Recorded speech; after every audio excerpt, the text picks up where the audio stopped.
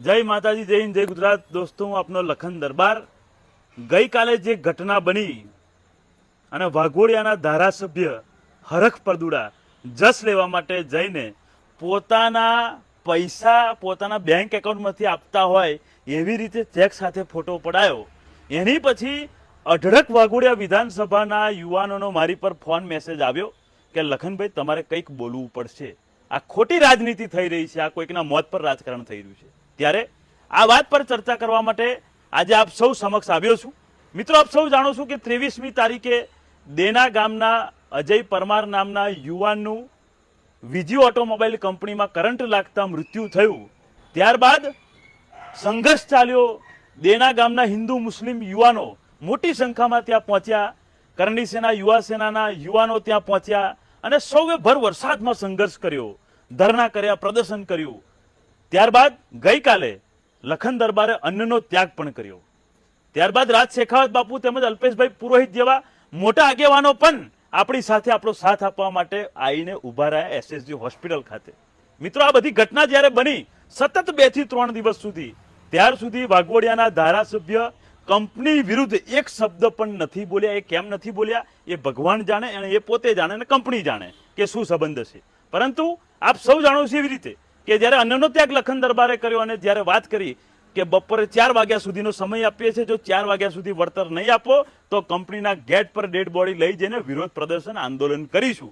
ત્યારબાદ કંપનીને ખબર પડી કે હવે વેઠા એવું નહીં, એટલે 17,51,000 રૂપિયાનો ચેક વળતર રૂપે જાહેર કર્યો અને એવામાં વાઘોડિયાના ધારાસભ્ય અચાનક પ્રકટ થઈ ગયા અને ચેક આપવા માટે પહોંચી ગયા અને ફોટા પડાયા કંપની પર। મિત્રો, વિચારવા જેવી બાબત છે કે જો ધારાસભ્ય જાતે ચેક અપાયો હોત ને જાતે વળતર અપાયું હોત ને તો 23, 24 ને 25 તારીખ ના થાત।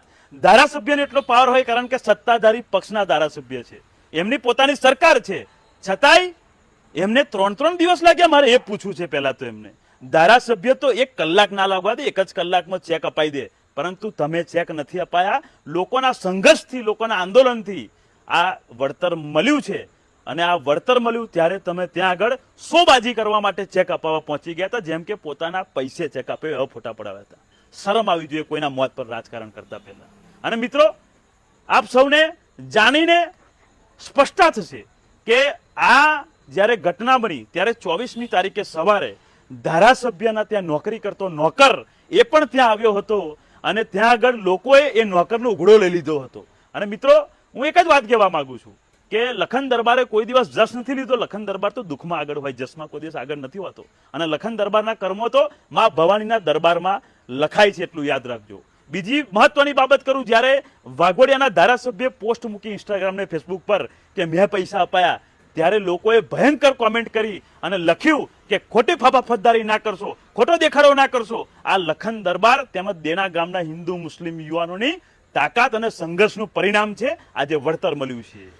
મિત્રો, આવા ધંધા તો ભૂતકાળમાં રિલાયન્સ કંપનીમાં જ્યારે પગાર વધારા કરવા માટે જ્યારે યુવાનો કર્મચારીઓ જ્યારે એમની પાસે ગયા હતા ત્યારે આ જ ધારાસભ્ય ત્યાં હડતાલ પડાવી હતી અને કેટલાય દિવસોની હડતાલ પછી પણ એ લોકોનો પગાર ના વધ્યો અને અંતે એ લોકોએ પગાર વધારા વગર એ લોકોએ નોકરી પર જવું પડ્યું હતું આ જ વ્યક્તિના પ્રતાપે।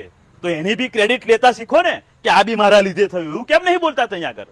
એવું નહીં બોલાય ત્યાં આગળ। પરંતુ આપણે સૌએ હવે જાગવાની જરૂર છે અને વાઘોડિયા વિધાનસભાના યુવાનો બોલતા થયા છે, કારણ કે ધારાસભ્યએ જે પોસ્ટ મૂકી હતી એની અંદર એટલી ખરાબ કોમેન્ટ એમના વિશે આવી હતી કે એમને કોમેન્ટો ડિલીટ કરવી પડી હતી।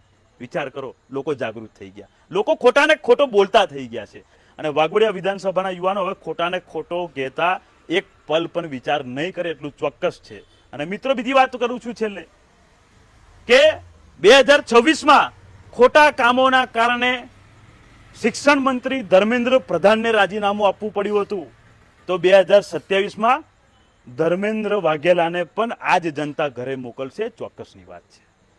મિત્રો, મેં તમને કીધું એવી રીતે કે એમનો નોકર પહોંચ્યો હતો ત્યાં આગળ અને ત્યાં આગળ ફાફાફતદારી કરતો હતો, ત્યારે લોકોએ કેવો ઉઘડો લીધો ને એ પણ વિડીયો તમે જુઓ તો તમને ખબર પડે કે આ લોકોનું વાતો કેવી છે અને કામ કેવા છે। આ વિડીયો તમે જુઓ।